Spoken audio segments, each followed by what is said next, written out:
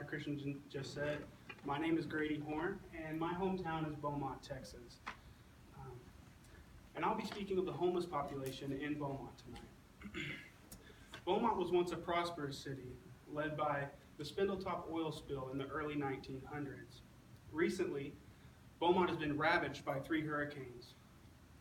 In the decade prior to this one, Hurricane Rita and Hurricane Ike hit. In 2009, after these hurricanes hit, the Beaumont Enterprise recorded a 70% increase in homelessness. And just last year, Hurricane Harvey rolled through and brought 60 inches of rainwater that drove many people out of their homes. Aside from Beaumont, the state of Texas records an increase in homelessness. The United States also has record homelessness. Aside from poverty and housing, individuals deal with mental illness, substance abuse, and domestic violence, contributing to their situation. The U.S. Department of Housing and Urban Development recorded 30,000 Texans living without a home in 2013.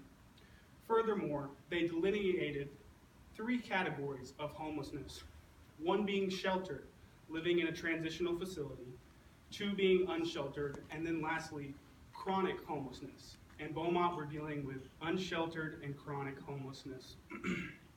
To be specific, the Southeast Texas Coalition for the Homeless conducted a point-in-time survey in January of 2017, and they recorded 400 individuals living without a home. 66 of these individuals were youth and children. Now, there are some agencies on all levels of society that support the homeless. On a federal level, we have the National Coalition for the Homeless, the U.S. Department of Housing and Urban Development, and projects for assistance for transition from homelessness. There are also organizations and agencies in Beaumont to assist the homeless, and they do so regularly. Those are the Women's and Children's Shelter, the Jefferson County Department of Health and Welfare, and Community Care. Lastly, there are some community-based organizations that their sole purpose is to assist the homeless on a daily basis. You see a picture, 2 pictures of one of those agencies some other place. And there is also a fairly new nonprofit organization, Netanyahu Homeless Ministry, and then lastly, Henry's Place.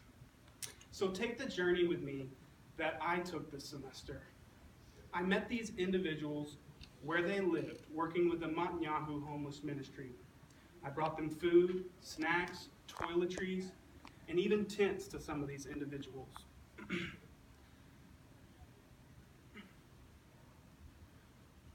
Working with these individuals, I met them in the streets, in alleyways, in the parks, at bus stations, and as you can see here, we even approached people who were in tents. One of these individuals described to me an abusive childhood. He ran away. And since that time, he has experienced chronic homelessness. Uneducated and untrained, he saw no way out. Meet another individual with me. This woman remains blind, and she lives under a partial shelter with her dog.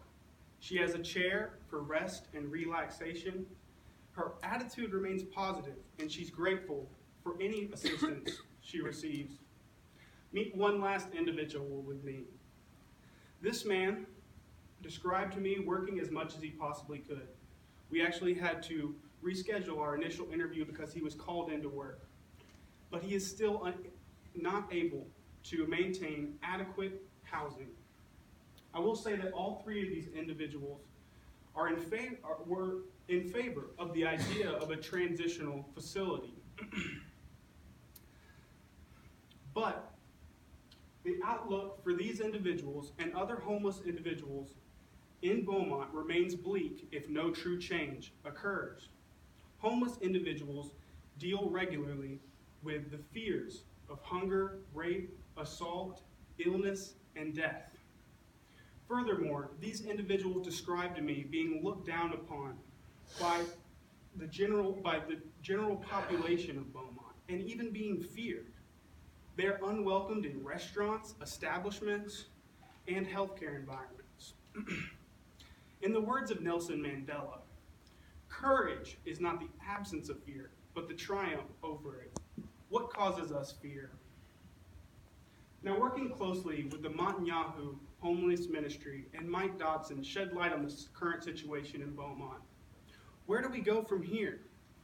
Mike has rallied many volunteer groups and supporters to shed light on the current plight of this community. Resources and funding go towards assisting this population on a daily basis. So there exists a desire to make a difference already in Beaumont. I met with another director of one of these community-based organizations, Paula O'Neill, the director of Some Other Place. She also described to me that there were volunteers and supporters readily willing to come help feed and clothe individuals living without a home. But what about taking that next step? What about putting a roof over these individuals' heads? Now, these community-based organizations primarily operate on donations and some grant funding, but they fail to work together. Beaumont needs to operate on a more unified front to address the true needs of the homeless. Fear must be the driving mechanism for action. Are homeless individuals in Beaumont ready to conquer their fears and strive towards independence? Is Beaumont ready to come together, unify, and create a program that addresses the true needs of the homeless? Is the greater community of Beaumont ready to see individuals living without a home as individuals? Now, Mike also described to me that many volunteers and supporters are in favor of a transitional facility. A planned community would require social agency and community support to address basic needs. Addressing basic needs of shelter, food, and clothing with dignity offers hope to this population. After basic needs are met, social agencies would help these individuals to acquire identification cards, social security cards, job training, and legal assistance as needed. The community would meet these individuals where they are and unify to create a concrete plan for stability, allowing for these individuals with lived experience to participate in the planning of this facility, offers hope and engages them into the community. You see up here, I chose a picture of all hands in of different colors to represent that all members of the community need to come together to address the societal issue. And then you also see up here some goods that were going out to individuals in Beaumont from Netanyahu Homeless Ministry. Now, I'd like to say that it has been a long-held belief in certain circles that the homeless should help themselves out of homelessness. Many scholars and I am here to refute that belief and say that it only potentiates the cycle of marginalization and oppression. In the words of Margaret Mead, never doubt that a small group of individuals can change the world. Indeed, it is the only thing that ever has. Now, working with individuals in Beaumont and some volunteers, I've seen that there is a duplication of services. Unification of cause and effort stops this duplication and breathes in a new tomorrow. Homelessness affects individuals, communities, cities, states, and our nation. Offering a new thought for an old problem creates an intervention on all levels of society. You can see up here that I borrowed a picture from Haven for Hope because of their excellence with offering opportunities to individuals living without a home. So, a transitional facility in Beaumont would offer individuals the opportunity to change their lives. Moreover, the development, beginning, and maintenance of this facility would hopefully garner the attention of the greater Beaumont community to see these individuals who are living without a home, as I see you here today and you see me, as an individual. I appreciate your time and attention. Thank you.